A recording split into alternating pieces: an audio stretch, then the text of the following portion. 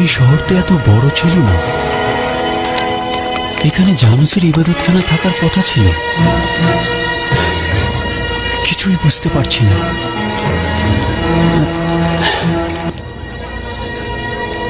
দাওনি আমার টাকা, তুমি দাওনি। আমি দিয়েছি। আমার টাকা ফেরত দাও। খোদার কসম আমি তোমাকে আমি টাকা বলছি ফেরত দাওনি দিয়েছি। তুমি। আমি কি মিথ্যা বলছি নাকি? অবশ্যই মিথ্যা তুমি আমার বলছো। টাকা ফেরত দাওনি। আমি আমার দিয়েছি। টাকা এখন ফেরত দাও। খোদার আমি আমার কসম টাকা আমি ফেরত তোমাকে চাই। টাকা দিয়েছি। তুমি দাওনি আমার টাকা। ঝগড়া করছো কেন? ঝগড়া করলে কোনো কিছুর সমাধান হবে না। কি হয়েছে খুলে বল। আমি ওকে টাকা দিয়েছি, আমি কিন্তু টাকা ও ফেরত আমার টাকা দিয়েছি। ফেরত দিচ্ছে না। আমি দিয়েছি। আমার টাকা দাও, আমি ফেরত চাই আমার টাকা। খোদার কসম আমি তোমাকে টাকা তুমি দিয়েছি। কেন বলছো আমার টাকা দিয়েছো আমাকে? তুমি খোদার কসম করে বলতে পারবে আমার টাকা দিয়েছো? অবশ্যই কসম কেটে বলতে পারবো আমি তোমাকে টাকা ফেরত দিয়েছি। আমি দিয়েছি। দাও বলছি আমার টাকা, মিথ্যে বলো না। আমি কতবার বলবো তোমাকে টাকা আমি শান্ত ফেরত হও, দিয়েছি। তুমি শান্ত মিথ্যে হও। বলছো, তোমরা একদম মিথ্যে বলবে না আমার মারামারি সাথে। করবে নাকি? আহা থামো আমার না। টাকা দাও। কি করছো তোমরা? আমি আমার টাকা চাই। হে মরিয়ম মুকাদ্দেস, তোমাকে সাক্ষী রেখে বলছি আমি তোমাকে টাকা ফেরত দিয়েছি। আমি ওকে টাকা দিয়েছি, কিন্তু ও আমার টাকা ফেরত দিচ্ছে না। খোদার কসম আমি তোমাকে টাকা দিয়েছি। হে ঈসা ইবনে মরিয়ম, কি শুনছি? এরা কোনরূপ ভয় ডর ছাড়াই তোমার নাম মুখে আনছে। সম্ভবত এরা সবাই খ্রিস্টান। এদিকে সিপাহীদের দেখা যাচ্ছে না বলে হয়তো এরা সাহস করে তোমার নাম মুখে আনছে। হে খোদা, তোমার কাছে পানাহ চাইছি। আমরা তো তোমার খোদার কোনো কুদরত দেখিনি। তোমরা ঈসা মুসিহের দিনের পথে এসো, তবেই দেখতে পাবে আমাদের খোদার কুদরত। বেহেশত ও জাহান্নাম বলে কিছু নেই। বেহেশত একটা শান্তির কল্পনা মাত্র। যারা শান্তির আশায় এখন কষ্ট সহ্য করে যাচ্ছে, তারা মৃত্যুর পর এসব কিছুই পাবে না। মৃত্যুর পরে একজন মানুষের প্রাণহীন পচে যাওয়া দেহ কিভাবে জীবিত করা যায় আপনারাই বলুন। মৃতদেহের মধ্যে নাকি আবার জীবন ঢুকে দেওয়া হবে। এটা একজন বিবেকবান ব্যক্তি কিভাবে মেনে নেবে? তোমাদের মধ্যে কি এমন কেউ আছে যে উপযুক্ত প্রমাণ দ্বারা আমার যুক্তি খণ্ডন করবে? কেউ থেকে থাকলে তাকে স্বাগতম জানাচ্ছি। আমি বিতর্কের জন্য প্রস্তুত রয়েছি। আমার খোদাগণ এবং তোমাদের খোদার কসম, কিয়ামত ও পরকাল বলতে কিছুই নেই।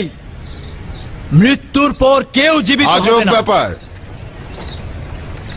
তুমি এমন কিছু নিয়ে কসম খাচ্ছ যা তুমি নিজেই জানো না। কি বলতে চাও? আচ্ছা, তুমি কি কসম কেটে বলতে পারো যে দরিয়ার মধ্যে দরিয়ার পরি থাকাটা একেবারেই অসম্ভব?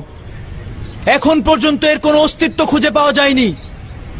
দরিয়ার পরি একটা কল্পনা মাত্র। কথার জবাব দাও।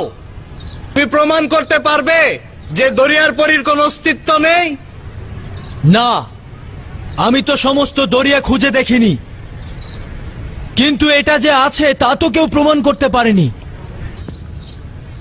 আচ্ছা, তুমি কি ভিন্ন কোনো দুনিয়া থেকে এখানে এসেছো? না, ভিন্ন দুনিয়া বলতে কিছু আছে তা আমি বিশ্বাস করি না। বুঝলাম, তুমি ভিন্ন কোনো দুনিয়া থেকে আসোনি।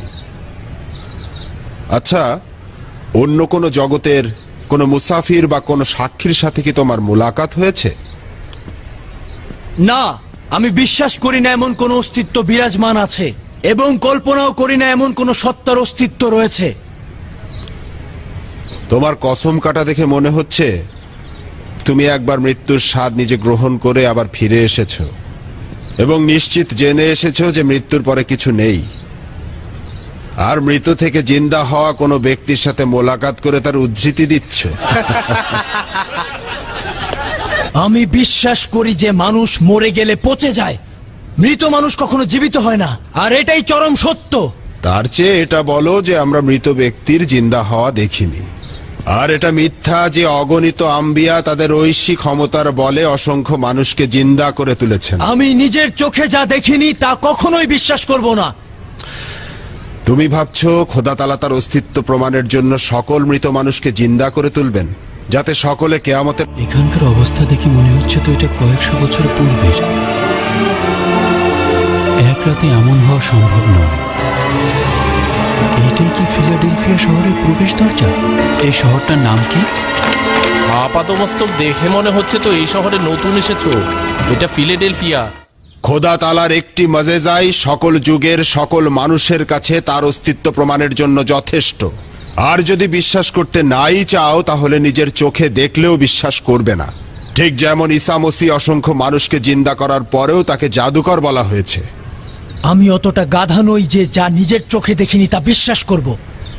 তাহলে নিজের বিবেককেও বিশ্বাস করো না, কারণ ওটাও তো চোখে দেখা যায় না। ফাদার ফিলিপস সঠিক জবাব দিয়েছে। সে নিজেও ইতস্তত বোধ করছে যে কোনটা সঠিক। দেখলেই তো সে নিজেই জবাব দিতে পারল না। এখানে কি করছো? চলো চলো যাই। আসুন আসুন, ওই যে ওইদিকে কুপুরি ও শেরিকি কথাবার্তা বলছে। আসুন আসুন, এইদিকেই আসুন। হ্যাঁ হ্যাঁ, ওই যে দেখুন, ওই যে